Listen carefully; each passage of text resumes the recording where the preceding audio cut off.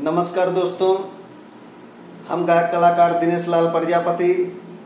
मेरा दिनेश लाल ब्लॉग मेरे चैनल में आप लोग का स्वागत है।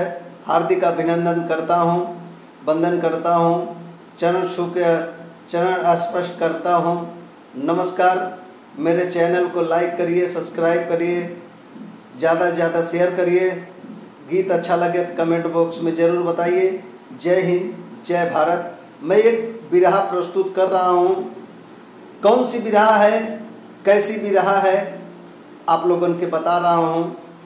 एक माँ के दो लाल हैं। एक भाई किसान है, दूसर का भाई फौज के जवान है। दोनों भाई में कोई अंतर नहीं है। एक छोटा भाई अपने माँ से कहता है, क्या कहता है कि अरे माई, तो भैया के कुछ ज़्यादा माने लू का। तो माई कहत है, नहीं बचवा, ऐसा कोनो बात नहीं है। तो ही लोगन तो हमार दाहिनी बाही आँख हुआ।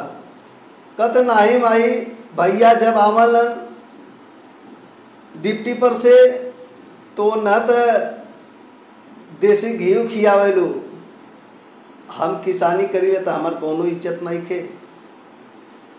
माई से किसान बेटा कह रहा है, माँ से क्या कह रहा है, अरे हमरे भैया, अरे हमरे भैया वतन के सिपाही,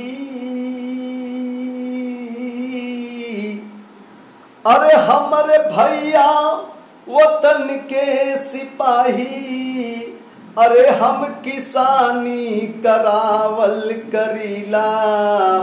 फर्क कोई नहीं है। अरे हमरे भैया वतन के सिपाही, अरे हम किसानी करावल करीला। अरे पढ़ के भैया वतन के सिपाही, अरे हम किसानी करावल करीला।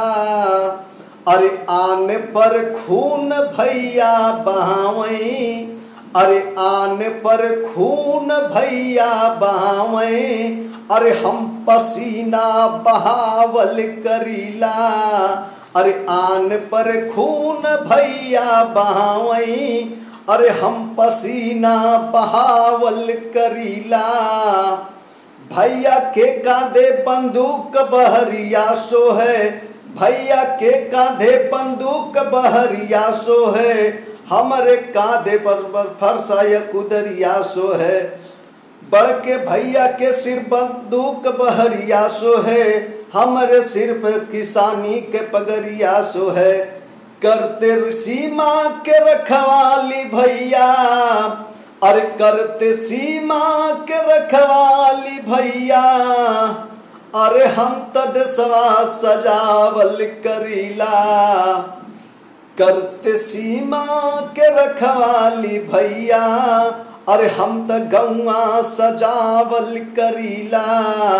अरे टैंक बंदूक भैया चलावई, अरे टैंक बंदूक भैया चलावई, अरे हम त हरवे चलावल करीला। अरे टैंक बंदूक भैया चलावई, हम त हरवे चलावल करीला। भैया के मजा बखून के रवानी में, भैया के मजा बखून के रवानी में, हमके मजा आवे टिबेल नहर के पानी में। कि भैया के मजा बखून के रवानी में, भैया के मजा बखून के रवानी में, हमके मजा आवे टिबेल नहर के पानी में। भैया माता के करते पूजनिया, भैया दुर्गा के करते पूजनिया, अरे हम गणेश मनावल करीला। कि रामदेव, अरे रामदेव सुरेश चंद्रिका हो, अरे रामदेव सुरेश चंद्रिका हो, अरे दिनेश गीत गावल करीला। अरे रामदेव सुरेश चंद्रिका हो, अरे विजय गीत गावल करीला। हमरे भैया वतन के सिपाही, अरे हम किसानी करावल करीला। हमरे भैया वतन के सिपाही, हम किसानी करावल करीला।